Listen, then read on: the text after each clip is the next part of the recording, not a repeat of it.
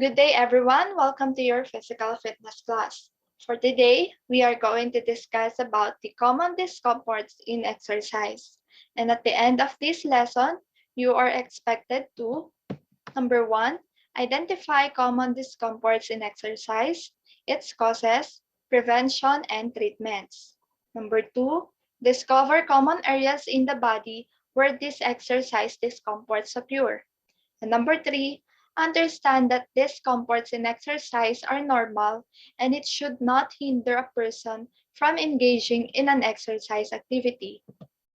The contents are muscle soreness, muscle cramps, side stitches, blisters, chafing, and shin spleens. We are going to talk about their causes, common areas of discomfort, prevention, and treatment or first aid. The first one is what we call muscle soreness. It is defined as discomfort or tenderness after a high intensity workout. This is the most common and very basic form of discomfort everyone experiences during and after exercise. It is a normal reaction of our body from the stress or from the load that our body experiences. In fitness, muscle soreness is called delayed onset muscle soreness or DOMS. This could happen to any part of your body, but the site at which it may occur is not certain. DOMS may last 2 to 4 days within your system if you do not follow it through with a stretch or a workout. General fatigue is caused by chemical waste products that build up on the exercise muscle or what we call lactic acid. And every time you do exercise, your muscles will always have the tendency to feel sore. This is perfectly normal. And it is your body's way of reacting and adapting to the stress that you have just introduced to it. But what are the other reasons why such situations happen? If you do physical activity or exercise, you can acquire muscle soreness because of the micro tears, fluid retention, and overstretching. The first one, if you do exercise, your muscle develop micro tears within the muscle fibers. So these are developed due to exercise and tension placed on muscle fibers of the body. When these micro tears occur, they eventually heal and cause your muscle to become stronger, bulkier, and sturdier.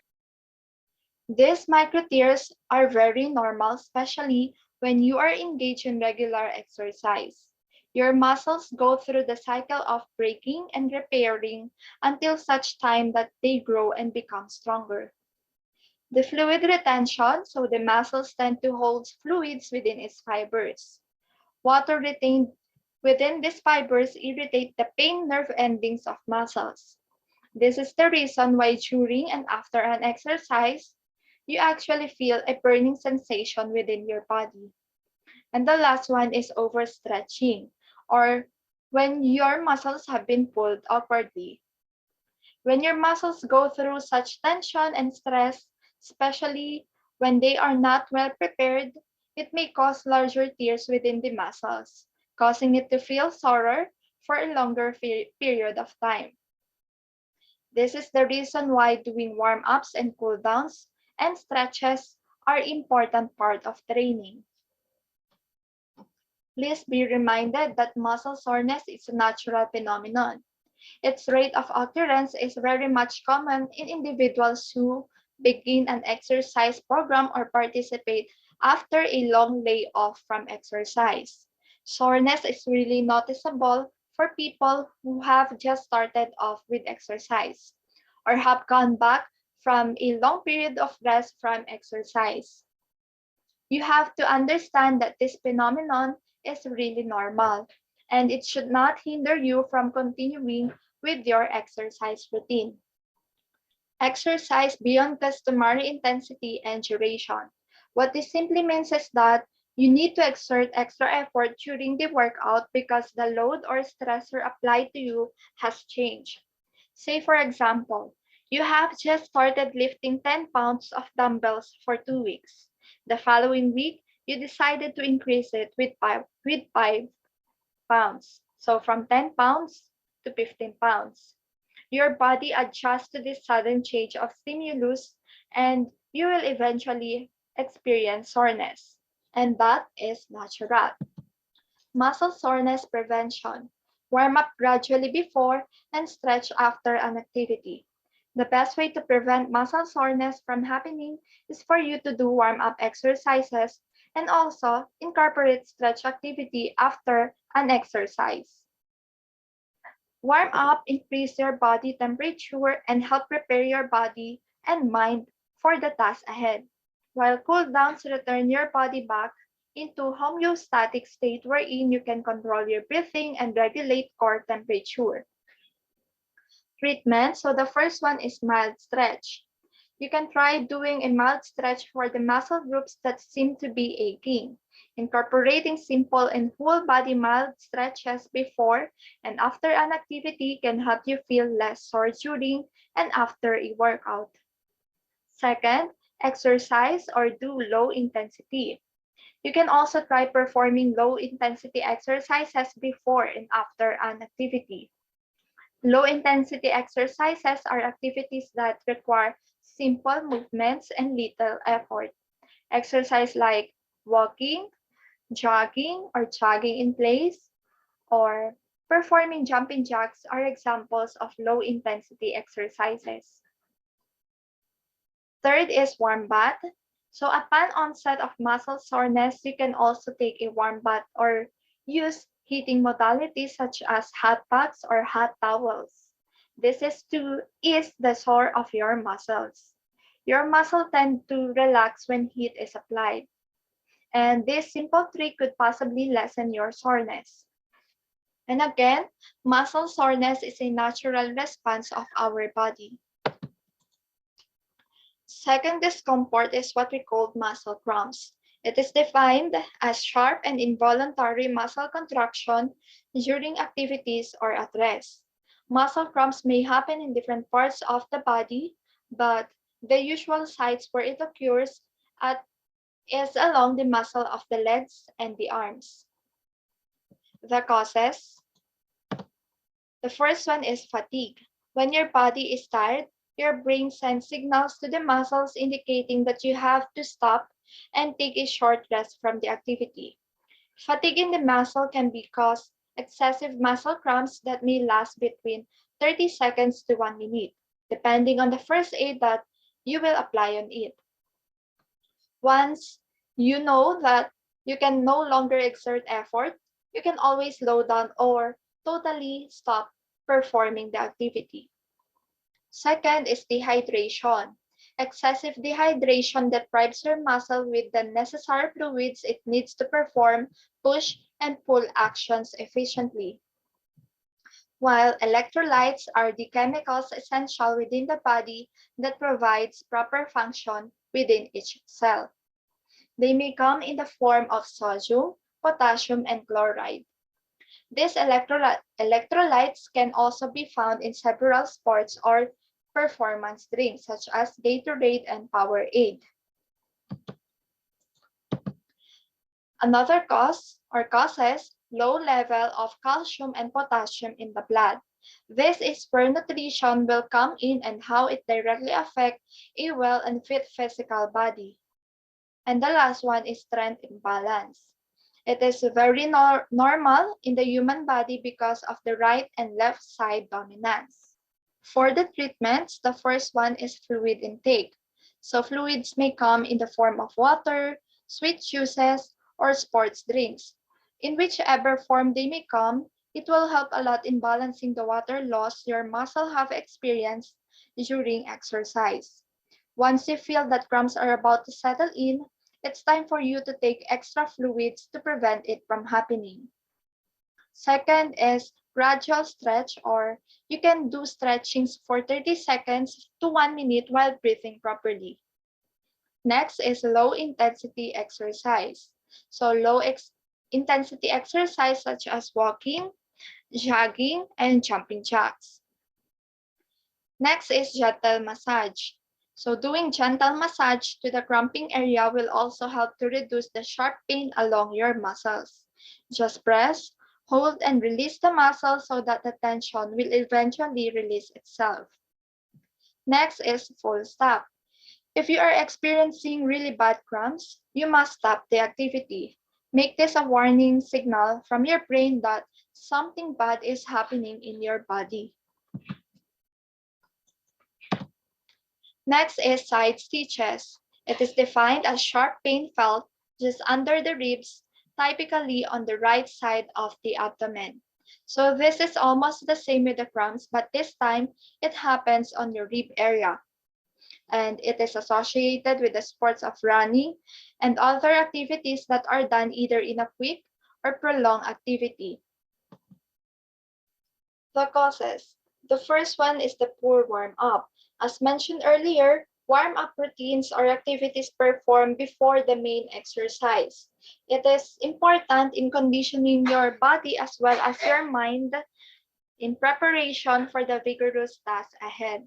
Second is improper breathing. Sometimes when we exercise, we tend to hold our breath, especially when the activity is getting too hard to perform. You might be unconscious of it, but these improper breathing patterns create pressure in your abdomen, particularly inside the diaphragm area. And number three, lack of conditioning and weak abdominals. When you don't have enough training and you don't focus on strengthening your muscles, then side stitches might end up bugging you through your exercise routine. Next is shallow breathing or ischemia. From lesson 5, it was mentioned that ischemia occur in the heart, but it may also occur throughout other parts of your body. Like in this case, ischemia refers to the lack of oxygen to the diaphragm. This lack of oxygen is caused by shallow breathing that can eventually lead to side stitches. And next, activity or excessive high intensity. We always say that when you are a beginner, you are supposed to exercise at a beginner level. And in the same way, if you are a pro, you will exercise at pro level. You should not rush through anything as this may cause you injuries and a lot of unwanted discomforts in your body. Next is heavy meal prior to exercise and dehydration. Our body is composed of 70 to 80% of water, and this component enables a lot of processes within the body to become very functional and balanced. Also, if you have consumed a heavy meal before a workout, you better give your stomach the chance to digest the food that you have taken in. And the prevention, the first one is to do the warm-up exercise. Again, this is for your body to be conditioned. And second, gradually increase intensity. Again, do not rush into anything. Listen to your body and let it tell you if you need to exert effort or to slow down. And no heavy meal for 1 hour to 2 hours before the exercise. Treatments, stop the activity and take a rest. Stretch or massage the painful area. It is for you to less the tension of your or in your muscles. Breathe deeply and properly. Next is the blisters. It is defined as accumulation of fluid under the skin due to excess friction. Common for beginners, and open blisters can cause infection and limping. Common areas affected are the bottom of foot, side of leg and little toes, back of the heels, and palms. Common problems for beginners without calluses. So this is because the skin has not yet adapted to the weight applied load, corn pads or applied to their bodies. So this usually advisable to women who are always wearing their high heels, as these things can cause major blisters on the foot, or sometimes when we have new shoes to wear. Second is apply lubricants. Lubricants like petroleum jelly. So it helps to prevent friction and pressure on the skin, therefore avoiding your chances of getting blisters while you are doing exercise. And third is wearing double socks. When you wear double socks, you are preventing friction. This is because pressure is evenly dissipated on your socks. And the last one is clean open blisters. If in case that the blisters start to crack or burst open, you simply need to clean it by washing the affected area and apply antiseptics and bandages on skin. Do not remove the skin while cleaning the wound. Just leave the skin and let it fall off its natural course.